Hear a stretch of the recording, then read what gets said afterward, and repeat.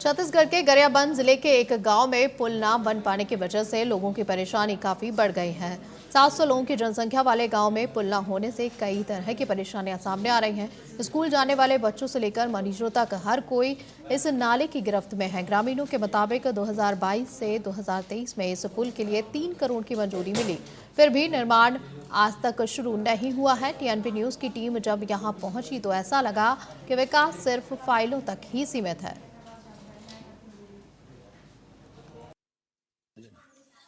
Sir, सबसे पहले तो मैं धन्यवाद ज्ञापित करना चाहूँगा टीएनपी न्यूज़ को कि आप लोगों ने हमारी समस्या को देखते हुए यहाँ तक पहुँचे, क्योंकि आज से लेकर बहुत पहले हमारे बुजुर्गों ने बहुत ही पहले प्रयास किया था। अभी तो मैं जनप्रतिनिधि बना हूँ और इसके बारे में मैंने हमारे सांसद महोदया जी के पास भी गए थे। उन्होंने भी आश्वासन दिया है कि काम हो जाएगा करके।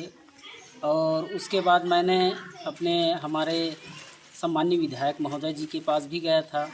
उन्होंने भी आश्वासन दिया है कि जल्द से जल्द इसको बजट में जोड़कर स्वीकृति दिलाने की।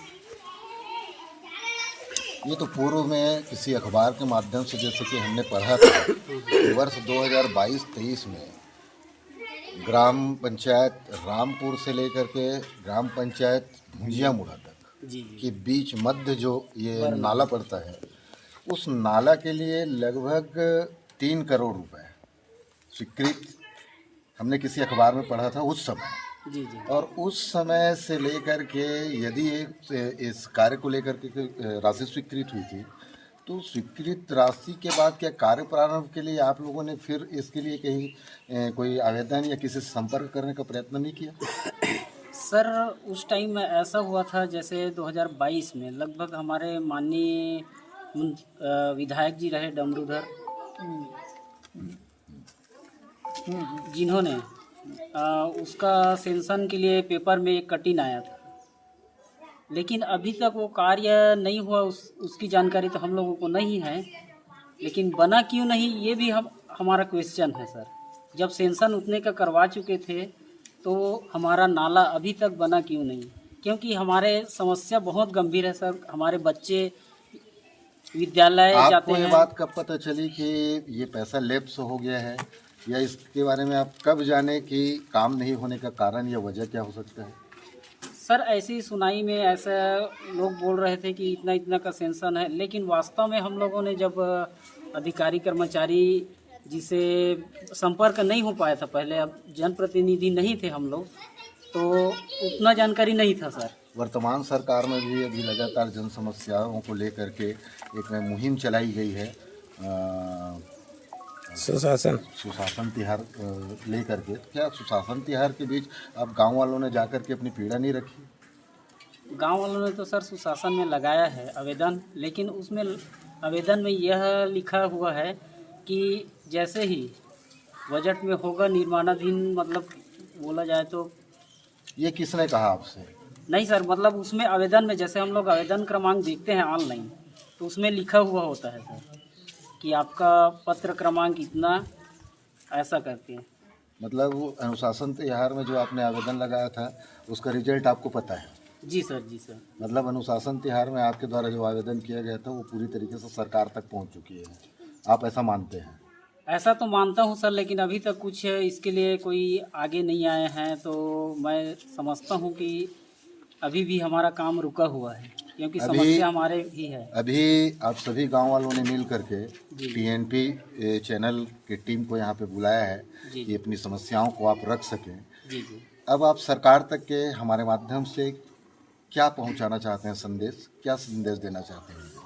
मैं शासन से यही निवेदन करना चाहूँगा कि हमारे जो बरनाला जो 10-15 गांव को जोड़ती है, जो बच्चे विद्यालय नाला पार करके जाते हैं सर, जान अपनी जोखिम में डाल कर जाते हैं, और हमारे किसान भाई भी खाद इधर से उधर लाने के लिए भी माल वाहन पार नहीं होता। तो मैं शासन से इतना निवेदन करना चाहूँगा कि हमारे आवागमन को सुगम बनाने के लिए जल्द से जल्द इस बरनाला को बनाने की कष्ट करें सर। नहीं तो इतने लंबे समय से अगर मान लो जाए नाला नहीं बना है तो परेशानियां तो बहुत सारी हो रही होंगी। जी सर। और जितनी भी परेशानियां हो रही है तो बहुत पहले से इस काम को आप लोगों को सुचारू रूप से शुरुआत करवा लेनी थी।